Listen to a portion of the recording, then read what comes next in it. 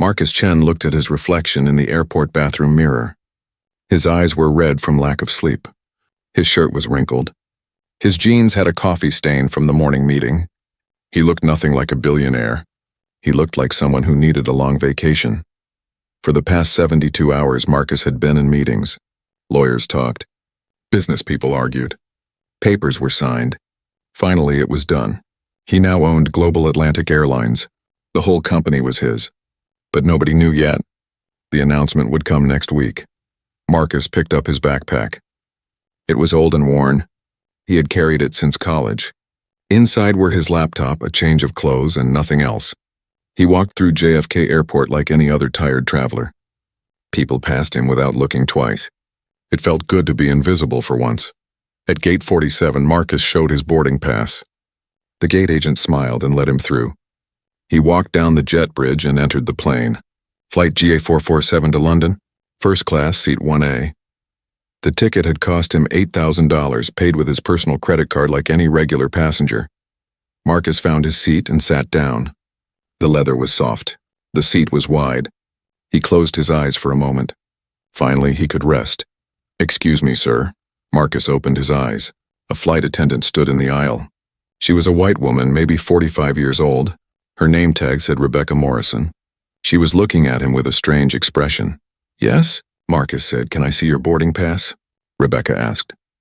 Marcus reached into his pocket and pulled out his boarding pass. He handed it to her. Rebecca looked at it carefully. She turned it over. She looked at Marcus, then at the pass, then at Marcus again. "There must be some mistake," Rebecca said. "What mistake?" Marcus asked. "This seat," Rebecca said. "Seat 1A, it's reserved for a VIP passenger." Marcus felt confused. "I am the passenger. This is my boarding pass. It has my name on it." Rebecca shook her head. "I think you might be more comfortable in economy class. Let me check with the gate agent." "I bought this ticket," Marcus said calmly. "I paid for first class. Everything is correct." Other passengers were starting to board now. They walked past Marcus and Rebecca. Some of them looked curious about what was happening. An older white man in an expensive suit sat down in seat 2B. A young white woman took seat 3A. Nobody asked them for their boarding passes. "Sir, I need you to gather your belongings," Rebecca said. Her voice was getting harder now. "There's been a booking error." "There's no error," Marcus said. He kept his voice quiet and steady. "I have my boarding pass. I have my passport. I have my credit card receipt. Everything matches." Rebecca crossed her arms.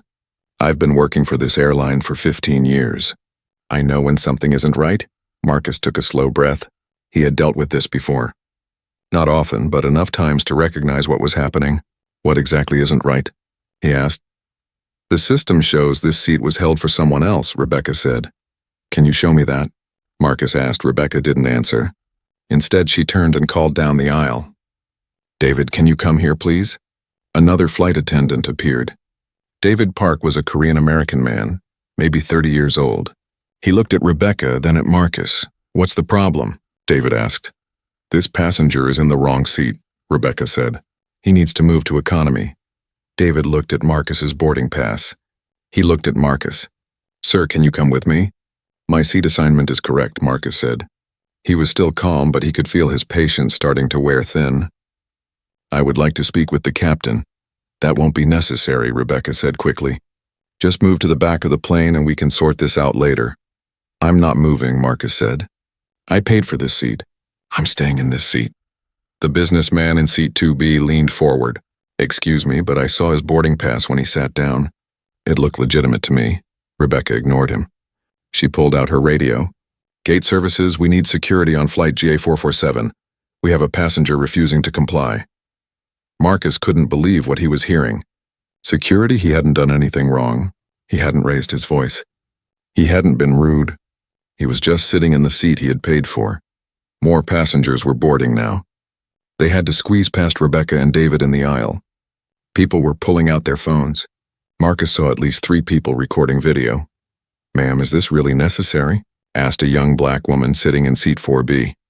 "He's not bothering anyone." "Please stay out of this," Rebecca said to her. A white couple in seats 5A and 5B whispered to each other. The husband said something to Rebecca. "We saw him board with a first-class ticket." Why are you doing this? Rebecca's face was getting red. I'm following airline policy. If a passenger is in the wrong seat, they need to be moved. But I'm not in the wrong seat, Marcus said. David shifted uncomfortably. He looked like he was starting to have doubts. Rebecca, maybe we should just check the computer system. I already know what it will say, Rebecca insisted. The businessman in 2B spoke up again. I fly this route every week. I've never seen you check anyone else's boarding pass like this. Why him? Rebecca turned to the businessman. Sir, this doesn't concern you. It concerns all of us if you're harassing a paying customer, the businessman replied. Marcus felt a strange mix of emotions. He was angry, yes, humiliated, definitely, but also curious. He wondered how far this would go. He wondered if Rebecca had any idea who she was talking to. The radio on Rebecca's belt crackled. Security is on their way, a voice said. Marcus pulled out his phone. He opened his email and found his ticket confirmation. He showed it to David. Look, purchased 3 days ago. Confirmation number. Seat assignment 1A. Everything is here. David looked at the email. He looked at Rebecca. This seems legitimate. It could be fake, Rebecca said. Fake? Marcus almost laughed. You think I created a fake email from your airline's booking system? I've seen stranger things, Rebecca said. The captain appeared from the cockpit. Jennifer Walsh was a tall woman with short gray hair. She looked at the crowd gathered around seat 1A. What's going on here? Rebecca started talking fast. Captain Walsh, we have a passenger in first class who shouldn't be here. There's been a seating error. He's refusing to move. I've called security. Captain Walsh held up her hand. Slow down, Rebecca. She turned to Marcus. Sir, may I see your documents? Marcus handed her his boarding pass, his passport, and his credit card receipt. Captain Walsh looked at everything carefully. She checked the seat number. She checked his name on the passport against the boarding pass. She looked at the credit card receipt showing the purchase of a first-class ticket. Everything appears to be in order, Captain Walsh said. But Captain... Rebecca started. Rebecca, David, come with me to the galley, please, Captain Walsh said. Her tone left no room for argument. The three of them moved to the small kitchen area at the front of the plane. Marcus could hear them talking in low, intense voices. Rebecca's voice kept rising. The captain's voice stayed calm but firm. David said very little. Marcus looked around the first-class cabin. Every passenger was watching. Some looked sympathetic. Some looked uncomfortable. Some were still recording on their phones. The young black woman in 4B gave him an encouraging nod. The businessman in 2B leaned over. This is ridiculous. I'm going to file a complaint. Thank you, Marcus said quietly. Captain Walsh returned with Rebecca and David behind her. The captain's expression was professional but apologetic. Mr. Chen, I sincerely apologize for this confusion. Your seat assignment is absolutely correct. Please make yourself comfortable. Marcus nodded. Thank you, Captain, but Rebecca wasn't done. She stepped forward. Captain, I still have concerns about this passenger's behavior. He was aggressive when I tried to help him. Marcus stared at her. Aggressive? I never raised my voice. I never stood up from my seat. I simply stated that my ticket was correct. You refused to cooperate, Rebecca said. I refused to give up the seat I paid for, Marcus corrected her. The businessman in 2B laughed sharply. Lady, we all saw what happened. He didn't do anything wrong. You did, Captain Walsh looked tired. Rebecca, return to your duties. Mr. Chen is cleared to remain in his seat. Rebecca's mouth formed a tight line. She looked at Marcus with something that might have been embarrassment or might have been anger. I was just trying to follow protocol. Marcus looked directly at her. He kept his voice level and calm. Let me ask you something, Rebecca. What exactly about my presence in this seat troubles you? Rebecca opened her mouth, but no words came out. Before anyone could say anything else, the passenger in seat 2C gasped loudly. She was looking at her phone. Oh my God, she said. Are you Marcus Chen? The tech billionaire? Marcus closed his eyes. So much for staying anonymous. The Marcus Chen who just bought this airline? The woman continued, her voice getting louder. Rebecca's face went completely white. The woman in seat 2C held up her phone. On the screen was a Forbes magazine article. The headline read, Tech giant Marcus Chen acquires Global Atlantic Airlines in $4.2 billion deal. Below the headline was a photo of Marcus. In the photo, he wore a dark suit and stood in front of a private jet. He looked very different from how he looked now in his wrinkled shirt and old jeans. That's him, the woman said. That's definitely him. Other passengers started pulling out their phones. Marcus heard the sound of people typing and searching. Within seconds, multiple passengers were looking at their screens and then looking at him. Holy shit, someone whispered. Rebecca stood frozen in the aisle. Her face had gone from white to red to white again. David looked like he wanted to disappear into the floor. Captain Walsh's eyes went wide as she processed this information. You're the new owner? Captain Walsh asked quietly. Marcus nodded. The announcement goes public next week. I was hoping to keep it quiet until then. Oh God, Rebecca whispered. Oh my God. The businessman in 2B started laughing. It wasn't a mean laugh, but it was loud. You just tried to kick the owner of the airline out of first class. That's incredible. More passengers were boarding. They saw everyone standing around and looking at phones. They heard fragments of conversation. Word spread quickly through the cabin. That guy in 1A owns the airline. The flight attendant tried to remove the owner. This is crazy. Marcus felt exhausted. This wasn't how he wanted to start his ownership. He wanted to observe the airline quietly, see how it really operated, experience it as a regular passenger. Now that plan was ruined. Rebecca found her voice again. Mr. Chen, I'm so sorry. I didn't know. If I had known who you were. Marcus held up his hand to stop her. That's exactly the problem, Rebecca. Sir? Rebecca looked confused. You're apologizing because you found out who I am, Marcus said. But what about before? When you thought I was just a regular passenger? Was it okay to treat me that way then? Rebecca's mouth opened and closed. She couldn't find words. Let me ask you something else, Marcus continued. His voice was still calm, but there was steel in it now. In your 15 years with this airline, how many passengers have you asked to leave first class when they had legitimate tickets? Rebecca didn't answer. How many of those passengers looked like me? Marcus asked. The cabin went very quiet. Even the sounds of boarding seemed to fade. Everyone was listening now. I don't understand what you mean, Rebecca said, but her voice shook. I think you do. Marcus said gently. I'm a black man in casual clothes. You saw me and assumed I didn't belong here. You didn't check the computer. You didn't verify anything. You just decided I was in the wrong seat. That's not fair, Rebecca protested. I would have done the same thing for anyone. The young black woman in 4B spoke up. Would you? Because I've flown first class on this airline 6 times. Every single time a flight attendant has asked me extra questions. Checked my boarding pass twice. Asked if I need help finding my seat in the back. It gets old. A South Asian man in seat 3B nodded. Same here. Last month, a flight attendant asked if I understood that first-class tickets cost extra money. Like I might not know that. An elderly black man in 6A added, they asked me if I was sure I was in the right cabin. I'm 70 years old and I've been flying first class for 30 years. Marcus watched Rebecca's face as she heard these stories. She looked shocked. Or maybe she was just shocked that people were saying it out loud. These are isolated incidents, David said, trying to help Rebecca. Every airline has occasional misunderstandings. Are they isolated? Marcus asked. He pulled out his phone and opened a file. I've been researching this airline for 3 months before I bought it.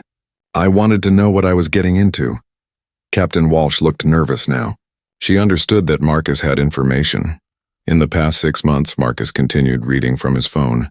Global Atlantic has received 247 formal complaints about discrimination. 247. That's more than 1 per day. That can't be right, Rebecca said. It's right, Marcus said. I have access to the full database now. Want to know what the complaints say? Passengers of color being questioned about their tickets, being asked how they could afford first class, being told they'd be more comfortable in economy, being watched more closely by flight attendants, being assumed to be in the wrong seat. The cabin was silent again. Marcus could see that his words were landing hard. There was a black doctor, Marcus continued, who was asked to prove he could afford his first-class ticket. A Latina lawyer who was told she must have used miles to upgrade because she couldn't have paid for first class. An Asian businessman who was asked if he won his ticket in a contest.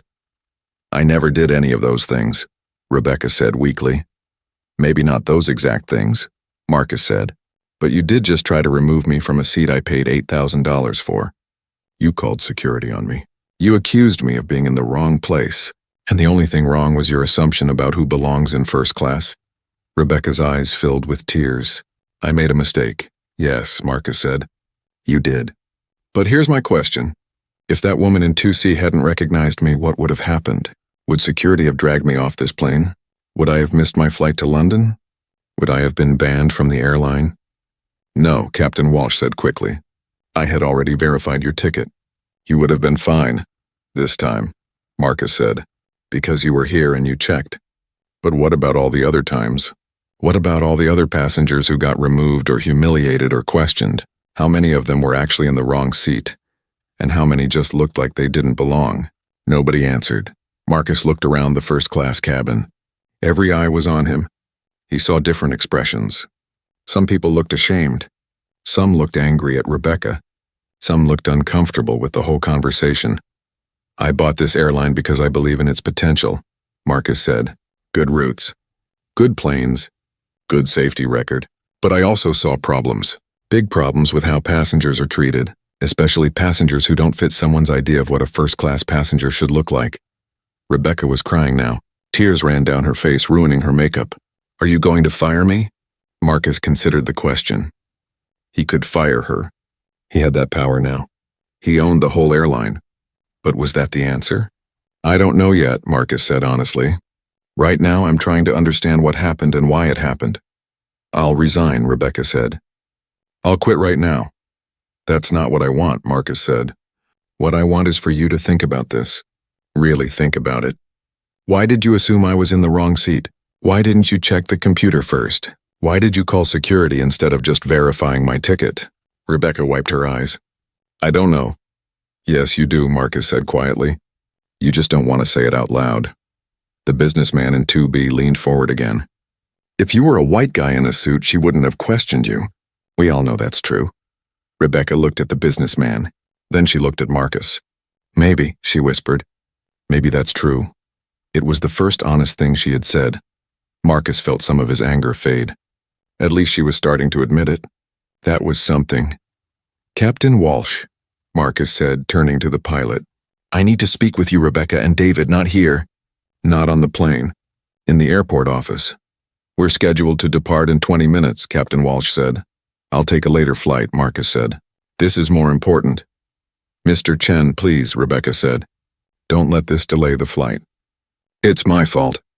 Let me leave. Let the plane go. Marcus shook his head. This isn't about punishment. This is about understanding what's broken so we can fix it. I need you three to come with me. The other crew can handle the flight. Captain Walsh looked torn. She was the captain. She was responsible for the flight. But Marcus owned the airline. What he said carried weight. This is important, Marcus repeated. Captain Walsh nodded slowly. Okay, let me arrange for a replacement crew. She went back to the cockpit. Marcus could hear her on the radio, requesting backup crew members. David stood awkwardly in the aisle, not sure what to do. Rebecca had her face in her hands. The passengers around them started talking quietly. Marcus heard fragments of conversations. That took courage. I can't believe she treated him like that. About time someone addressed this. I feel bad for the flight attendant. The young black woman in 4B caught Marcus's eye. She nodded at him with respect. Marcus nodded back. A few minutes later, Captain Walsh returned. Backup crew is coming. They'll be here in 10 minutes. We'll deplane and the flight can continue without us. Thank you, Marcus said. He stood up from seat 1A. His backpack was still in the overhead bin. He pulled it down. As he walked toward the exit, several passengers spoke to him. Thank you for doing this, one woman said. This needed to happen, a man added. I hope you make real changes, another passenger said. Marcus just nodded. He wasn't sure yet what he would do, but he knew he couldn't ignore what had just happened. Marcus walked through the terminal with Captain Walsh, Rebecca, and David following behind him. Other travelers stared at the group. They must have looked strange. A man in casual clothes leading 3 uniformed airline employees. But Marcus didn't care about appearances anymore. That's what had started this whole mess. The Global Atlantic Operations Office at JFK was on the 3rd floor of Terminal 5. Marcus had been there once before during his inspection of the company. It was a large room filled with computers, monitors showing flight information, and tired-looking employees managing the daily chaos of airline operations. When Marcus walked in, everyone looked up. The airport manager, Yuki Tanaka, stood up from her desk. She was a Japanese-American woman in her 50s with sharp eyes that missed nothing. "Mr. Chen," Yuki said, "I wasn't expecting you until next week." "Plans changed," Marcus said. "I need a private conference room, and I need you to call HR. Get someone senior up here right away." Yuki's expression shifted from surprise to concern. She looked at Rebecca, whose eyes were still red from crying. She looked at David, who seemed ready to collapse. She looked at Captain Walsh, who appeared grim. "Right away," Yuki said. She led them to a conference room in the back. It had a long table, uncomfortable chairs, and a window that looked out over the runways. Planes took off and landed in a steady rhythm. The world kept moving even when individual worlds were falling apart. Marcus sat down at the head of the table. Captain Walsh sat on his right. Rebecca and David sat across from them as far away as possible. They looked like students called to the principal's office. "While we wait for HR, let's talk," Marcus said. "I want each of you to explain to me what happened on that plane. What were you thinking? What was your process?" Captain Walsh spoke first. "I was in the cockpit doing pre-flight checks. Rebecca radioed me that there was a disturbance in first class. She said a passenger was in the wrong seat and refusing to move. I came out to assess the situation. When I reviewed your documents, everything appeared legitimate. I told Rebecca that.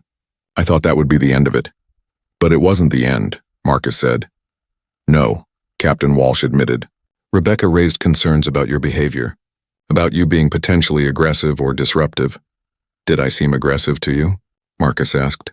Captain Walsh paused. "No, you seemed calm. Frustrated maybe, but calm. I should have shut it down completely at that point. I should have told Rebecca directly that she was wrong and needed to apologize. Instead, I tried to smooth things over. Keep everyone happy. That was a mistake." Marcus appreciated her honesty. "David, your turn." David looked miserable. "Rebecca called me over. She said you were in the wrong seat. I looked at your boarding pass and honestly, it looked fine to me. But Rebecca was so certain. She's been here longer than me. I thought she must know something I didn't, so I backed her up. I shouldn't have done that without checking the facts myself." "Why didn't you check?" Marcus asked. David struggled for words. "I trusted her judgment. And I guess when I saw you, I thought maybe she could be right. That maybe there was a mistake. I'm sorry, that was wrong." "Why did you think there might be a mistake?" Marcus pressed. David looked down at the table. "Because you didn't look like most of our first-class passengers." "And what do your first-class passengers usually look like?" Marcus asked. "Older, white, usually in business clothes," David said quietly. I know how that sounds. "I know it's wrong, but that's the truth." Marcus turned to Rebecca. She had been sitting silently, staring at her hands. "Rebecca, tell me your thought process." Rebecca took a shaky breath. "When I saw you sitting there, something felt off. I can't even explain it. Just this feeling that you didn't belong there. So I asked for your boarding pass. When I looked at it, I thought maybe it was fake or stolen. People do try to sneak into first class sometimes, do they?" Marcus asked. "How often has that happened in your 15 years? Rebecca thought about it. "Maybe 3 or 4 times total." 3 or 4 times in 15 years, Marcus repeated. "So it's very rare. But you immediately assumed that's what was happening with me. Why?" Rebecca's voice was barely a whisper. "I don't know." "Yes, you do," Marcus said. He wasn't being mean. He just needed her to be honest. "We both know why." Tears started falling again. "Because you're black. Because you were dressed casually. Because you had an old backpack. Because you didn't match my picture of who sits in first class. I know how terrible that sounds. I know it makes me sound racist. But that's what happened." The room was silent except for the sound of Rebecca crying. Marcus felt a strange mix of emotions. He was still angry, still hurt. But also there was something else. Relief, maybe. Relief that she was finally telling the truth. "Thank you for being honest," Marcus said. Rebecca looked up in surprise. "You're thanking me?" "For telling the truth, yes," Marcus said. "Because we can't fix problems that we don't acknowledge. And this is a big problem." There was a knock on the door. Yuki entered with a black woman in a business suit. "Mr. Chen, this is Patricia Johnson. She's the head of human resources for Global Atlantic's East Coast operations." Patricia shook Marcus's hand firmly. She looked at the 3 airline employees with a professional expression that gave nothing away. I understand there's been an incident. Marcus spent the next 10 minutes explaining what happened.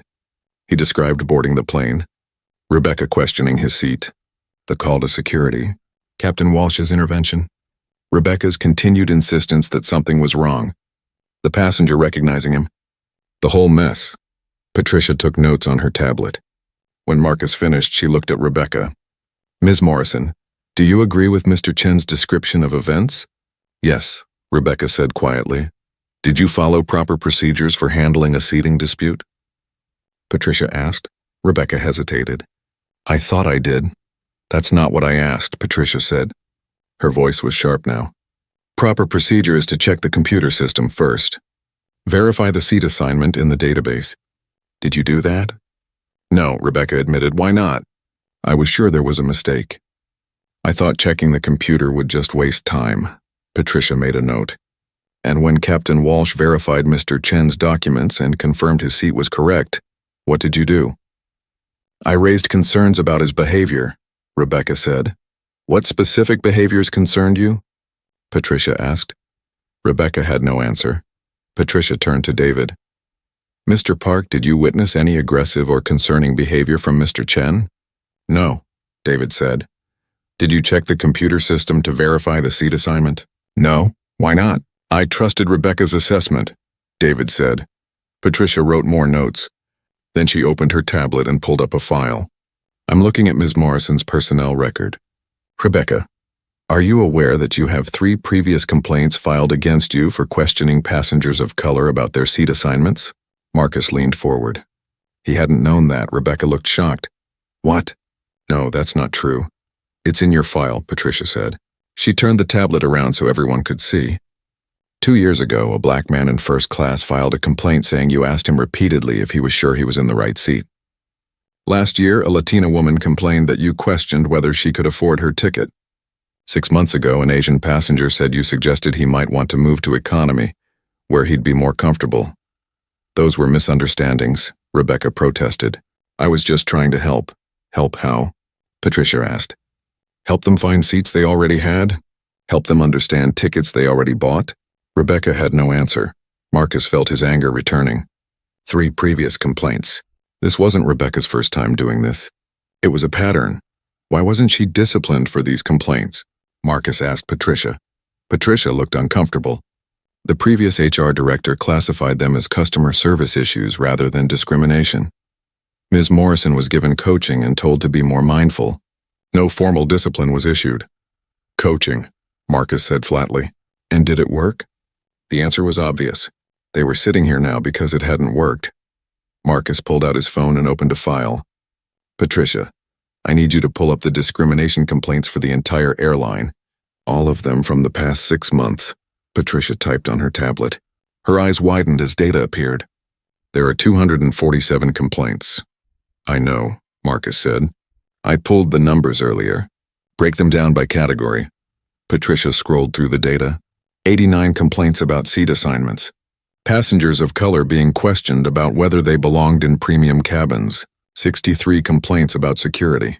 Passengers of color being watched more closely or having their bags searched more often. 42 complaints about service. Passengers of color receiving slower or less attentive service than white passengers. The rest are various other issues. 247 complaints, Marcus repeated, in 6 months. That's more than 1 per day. Captain Walsh looked sick. I had no idea the number was that high. Most people don't, Patricia said. The complaints are filed individually. Nobody was looking at the pattern. Until now, Marcus said. He stood up and walked to the window. Below, a global Atlantic plane was pushing back from the gate. Passengers were inside, trusting that the airline would treat them fairly. Trusting that they'd be respected. Too often that trust was being broken. This isn't just about Rebecca, Marcus said, turning back to the room. This is systemic. This is a company culture that allows discrimination to happen over and over. Rebecca made a bad choice today, but she made it in an environment where similar choices have been made hundreds of times without real consequences. What are you going to do? Yuki asked quietly. Marcus looked at Rebecca. She looked terrified. He looked at David, who appeared ashamed. He looked at Captain Walsh, who seemed to be realizing how big this problem was. I'm going to fix it, Marcus said. Starting now. Marcus sat back down at the conference table. Everyone was watching him, waiting to hear what he would decide. He took his time. This was too important to rush, Rebecca, Marcus said finally. I want you to understand something. What you did today wasn't just rude. It wasn't just a mistake. It was discrimination. You treated me differently because of how I looked, because of the color of my skin. Rebecca nodded, tears streaming down her face again. I know, I'm so sorry. I believe you're sorry, Marcus said. I believe you feel bad about what happened. But feeling bad isn't enough. The question is whether you understand why it was wrong and whether you can change. I can change, Rebecca said quickly. I promise I can change. Can you? Marcus asked. You've had 3 previous complaints. You were given coaching. You were told to be more mindful, but today you did the same thing again. Why should I believe this time will be different? Rebecca opened her mouth, but no words came out. What could she say? Marcus was right.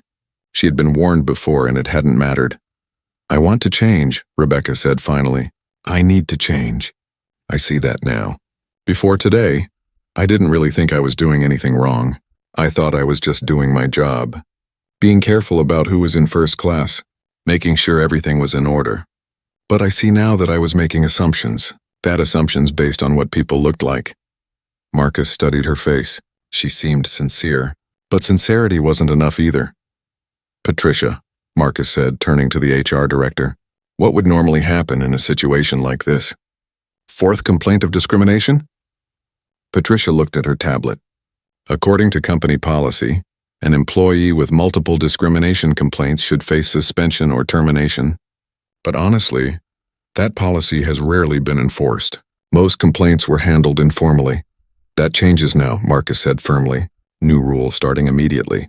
Any discrimination complaint gets investigated fully. No more informal handling. No more sweeping things under the carpet, clear? Crystal clear, Patricia said. Marcus turned back to Rebecca.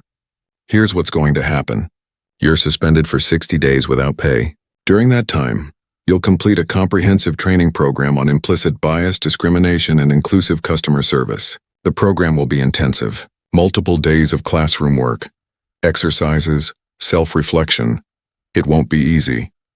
Rebecca nodded quickly. I'll do it. Whatever it takes. After 60 days, you can apply to return to work, Marcus continued. But returning isn't automatic.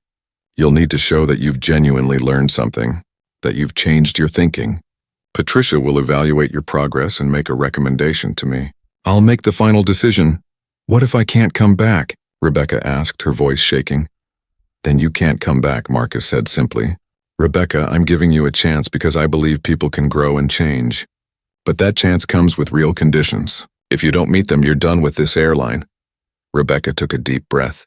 I understand. Thank you for giving me any chance at all. Marcus turned to David.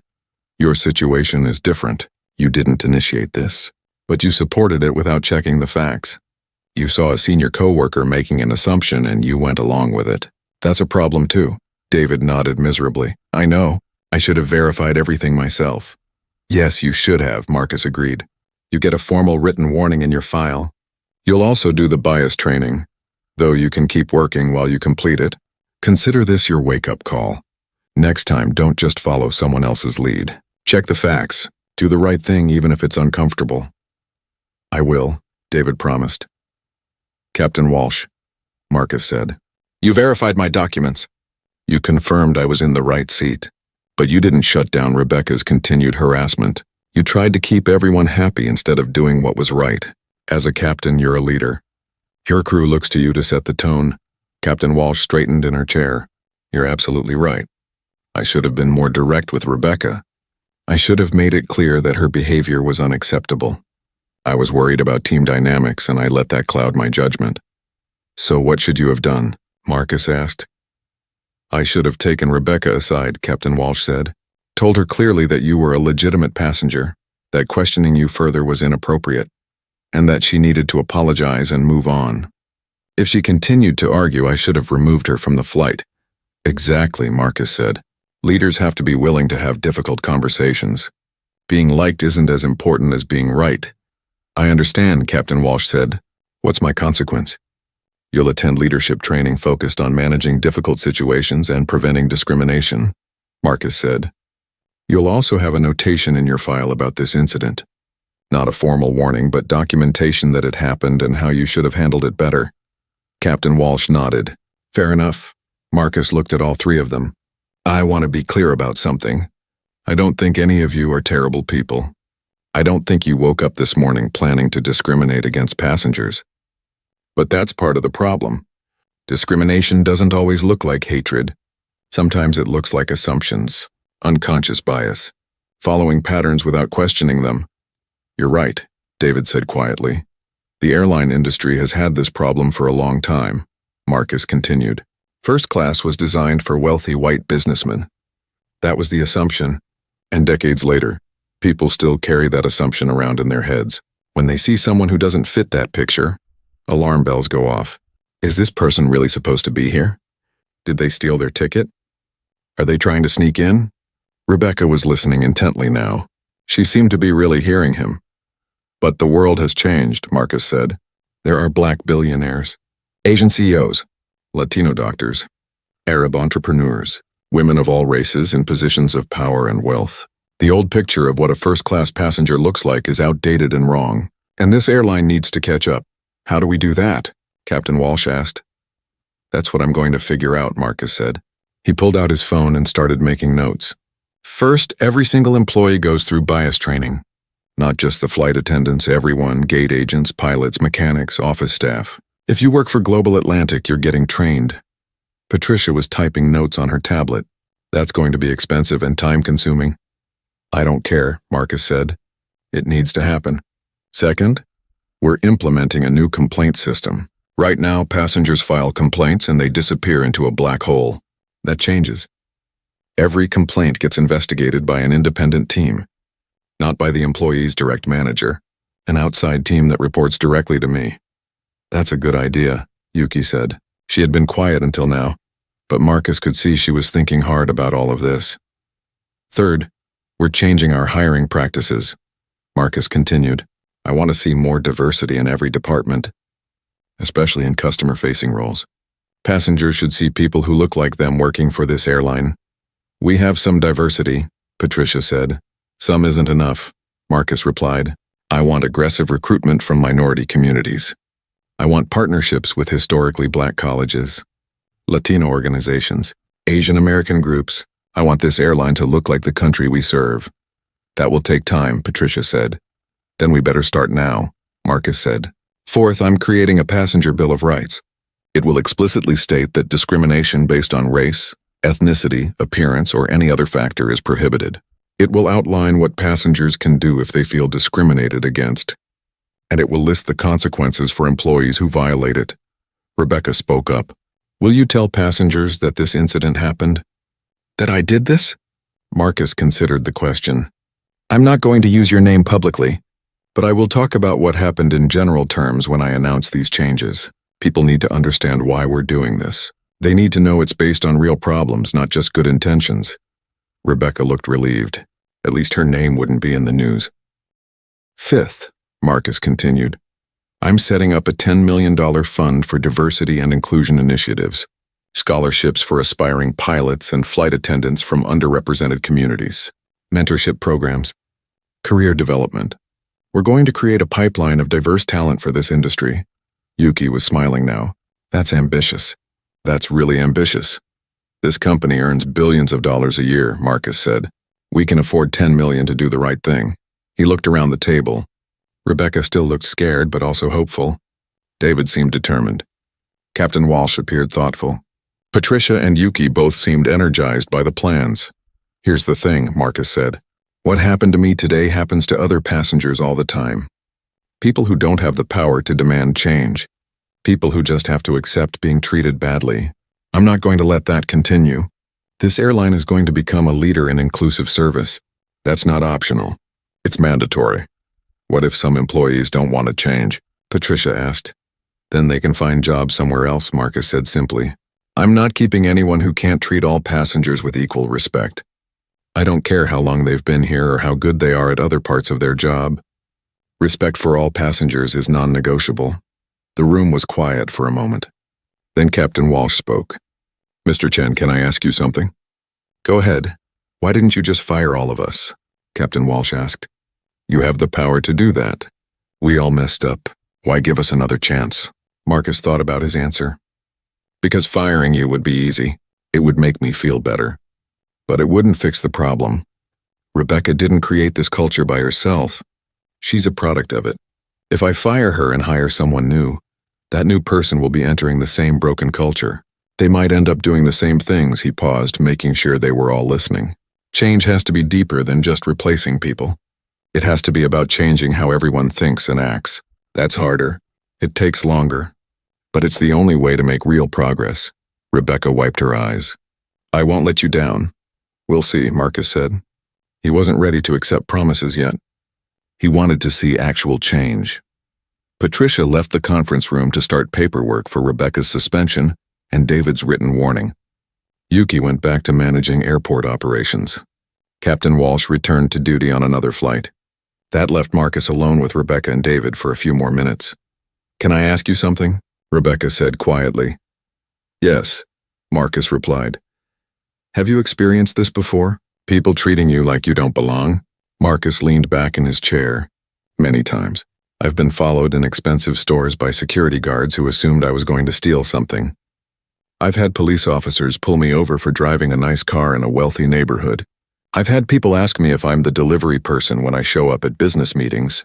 And yes, I've been questioned about my seat on airplanes before. Rebecca looked like she might cry again.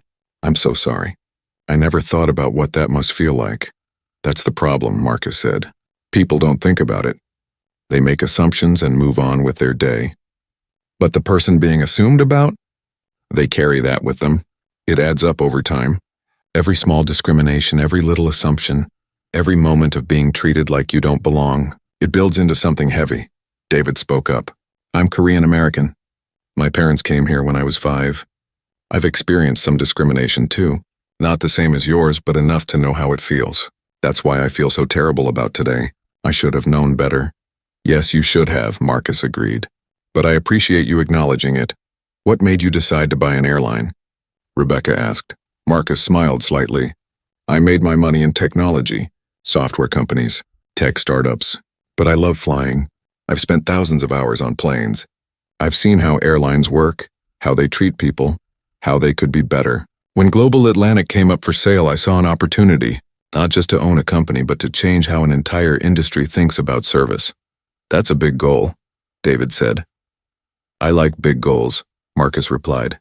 Small goals don't excite me anymore. Rebecca took a deep breath. I'm going to use these 60 days well. I'm going to really think about my biases, where they come from, why I have them, how to change them. I hope you do, Marcus said. Because here's the truth, Rebecca. Everyone has biases. Everyone makes assumptions based on how people look. The question is whether you're willing to recognize those biases and work to overcome them.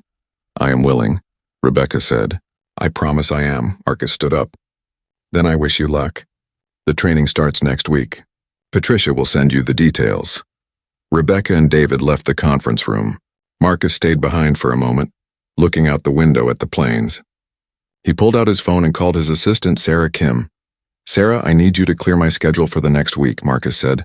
Clear it? Sarah sounded surprised. You have the acquisition announcement, 3 board meetings, and that conference in San Francisco. Cancel everything except the announcement, Marcus said. I'm staying in New York. I need to work on Global Atlantic.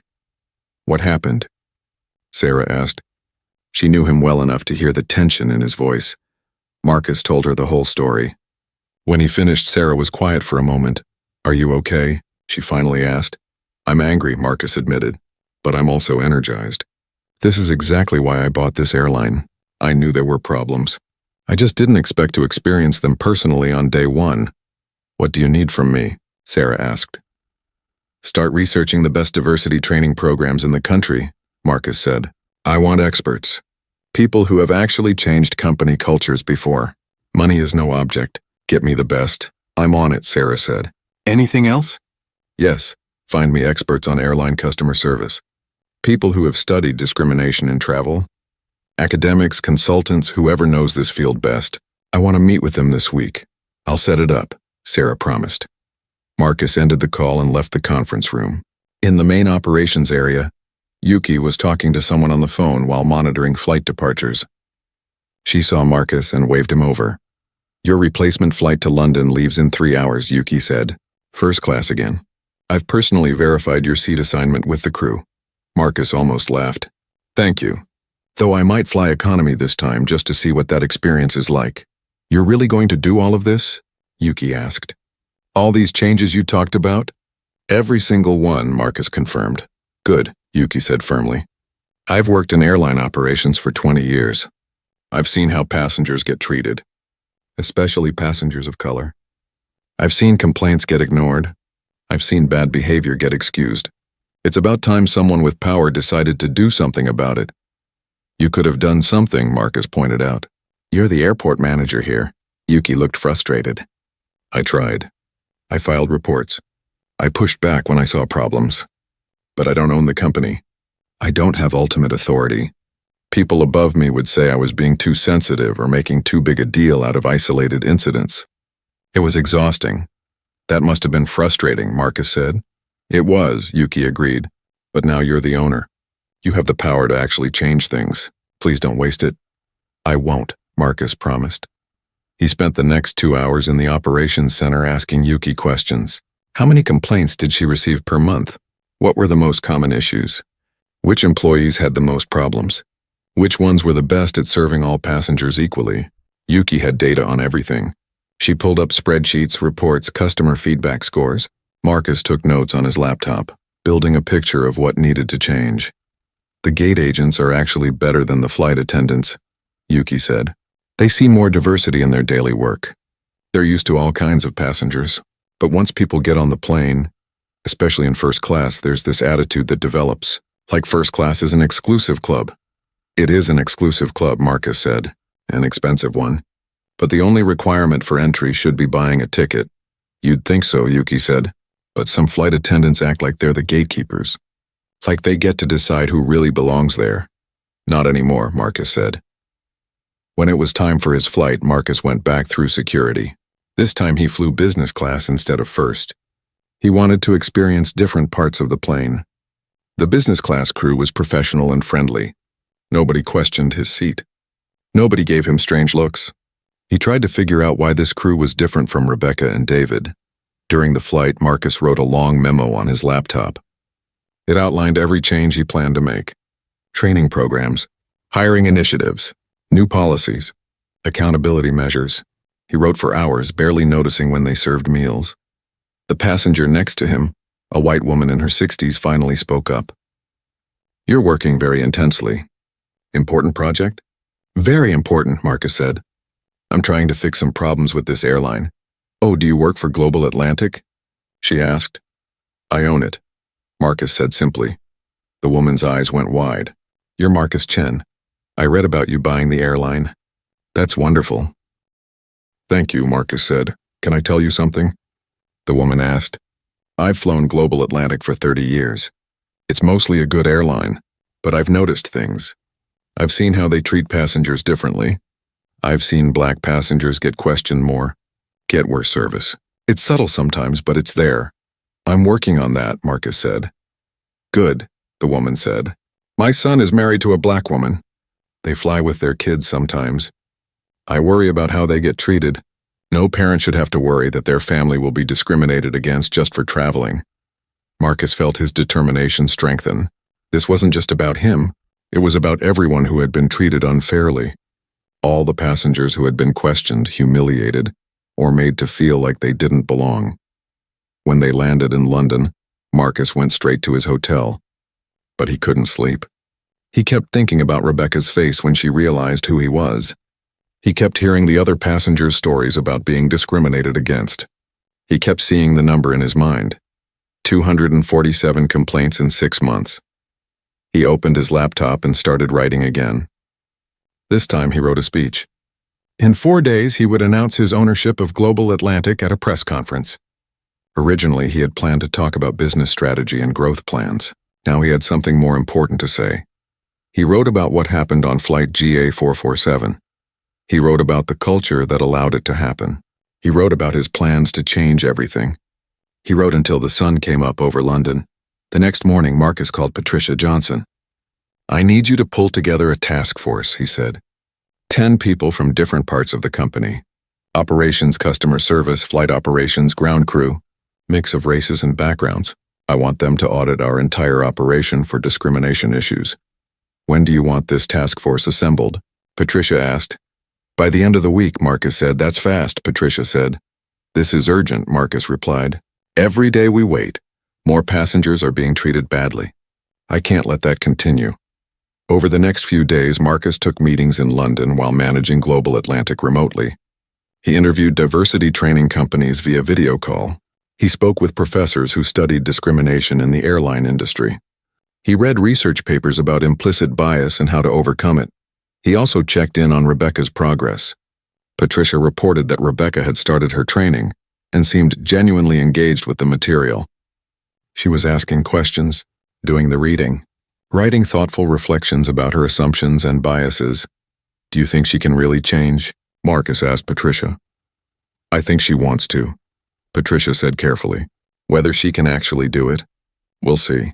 Change is hard, especially when you're dealing with beliefs you've held for years without questioning them." "Keep me updated," Marcus said. Marcus also asked Patricia to send him the files on all 247 discrimination complaints. He read every single one. Each story made him angrier and more determined. A black family removed from a flight because another passenger felt uncomfortable around them. An Arab man questioned extensively about his luggage. A Latina woman told she couldn't possibly afford a first-class ticket on her own. Some complaints involved employees who no longer worked for the airline. Some involved people who were still there. Marcus made a list of names. People who had multiple complaints against them. They would all be required to do intensive training. If they had more complaints after that, they would be fired. Marcus also read complaints about things other than discrimination. Lost luggage, delayed flights, rude service. He realized that while discrimination was his immediate focus, there were many other problems to fix. Global Atlantic had been poorly managed for years. The previous owners had focused only on profits, cutting corners everywhere else. He would fix all of it. But first things first, you couldn't have good customer service if you were treating some customers as less worthy than others. Everything else had to be built on a foundation of equality and respect. 3 months later, Marcus stood in the Los Angeles airport preparing to board another Global Atlantic flight. This time he was going to Tokyo for business meetings. Again, he wore casual clothes. A simple shirt, comfortable jeans, and his old backpack. He wanted to see if anything had really changed. At the gate, the agent greeted him with a warm smile. "Good evening, Mr. Chen. We're happy to have you flying with us today." Marcus noticed that she looked at his face, not his clothes. She checked his boarding pass efficiently and welcomed him aboard. No questions. No strange looks. Just professional service. On the plane, Marcus found his first-class seat. A flight attendant approached, a young black woman whose name tag identified her as Nicole Harris. "Welcome aboard, Mr. Chen," Nicole said cheerfully. "Can I get you anything before we take off?" "Just water, thank you," Marcus said. Nicole brought him water with a smile. She treated every passenger in first class the same way. Warm, professional, respectful. Marcus watched her interact with an older white man in a business suit, then with a young South Asian woman in casual clothes, then with a Latino family with 2 children. Every interaction was equally friendly. During the flight, Marcus walked through the cabin. He did this on most flights now, observing how his airline really operated. In economy, he saw flight attendants helping passengers store luggage, answering questions patiently, making sure everyone was comfortable. He stopped to talk to a few passengers. "How's your experience been with Global Atlantic?" Most people said positive things. The service was good. The planes were clean. The staff was friendly.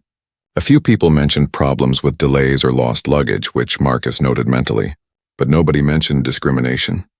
Back in first class, Marcus sat down next to Nicole during a quiet moment.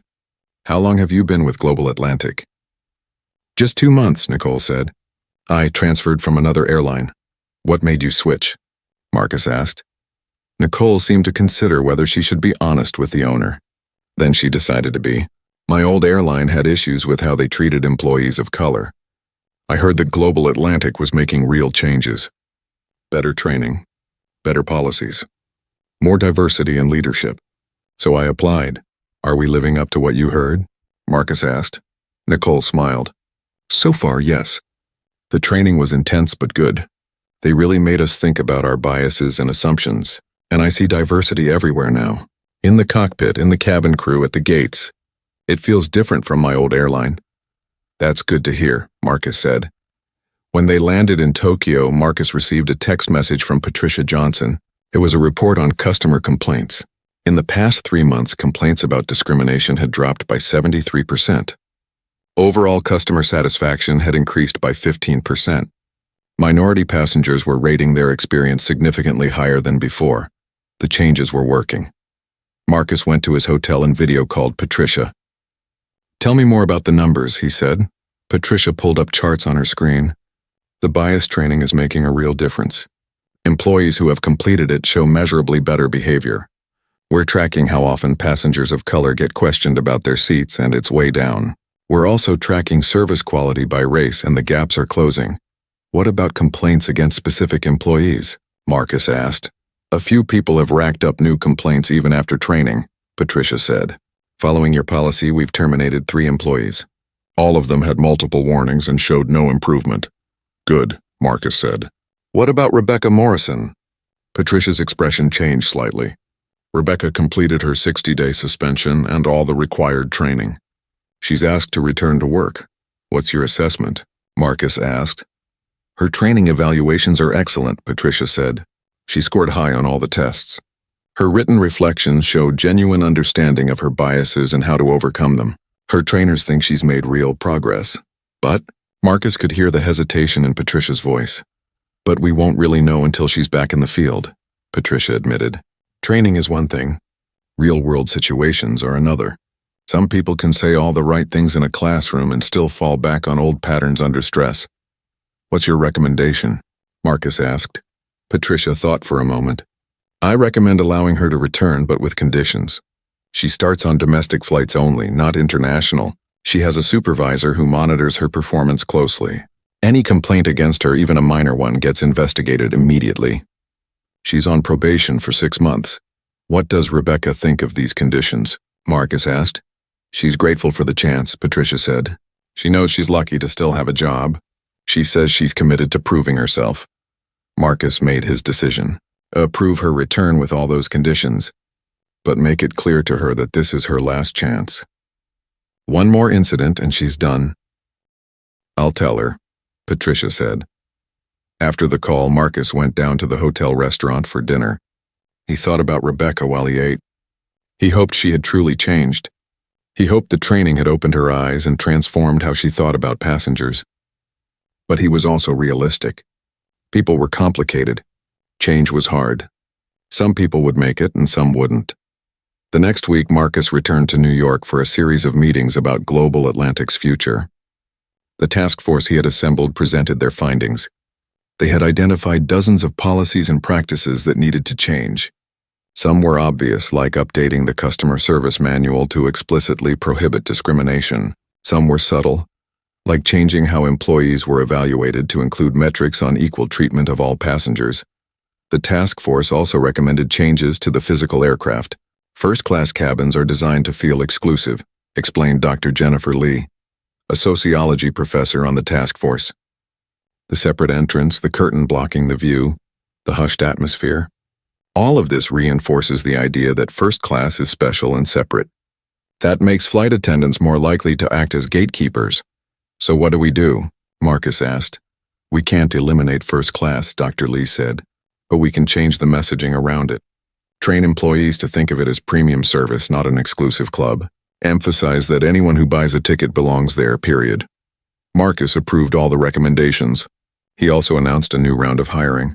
Global Atlantic would recruit 500 new employees over the next year, with aggressive outreach to minority communities. The company would partner with 5 historically black colleges, 3 Hispanic-serving institutions, and multiple organizations serving Asian American and Pacific Islander communities. I want our workforce to look like America, Marcus told his leadership team. Not like some imaginary version of America from 50 years ago. Like the real America that exists today. He also announced promotions. Yuki Tanaka became Vice President of Operations. Patricia Johnson became Senior Vice President of Human Resources. Nicole Harris, the flight attendant Marcus had met on the Tokyo flight, was selected for a leadership development program. Good people were being held back because the old leadership didn't value diversity, Marcus explained to the board of directors. That changes now. Talent is talent, regardless of what someone looks like. 6 months after the incident on Flight GA447, Marcus held a company-wide meeting via video conference. Every Global Atlantic employee participated.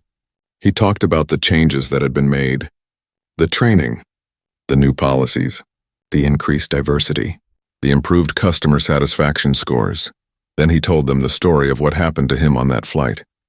He didn't use Rebecca's name, but he described the incident in detail.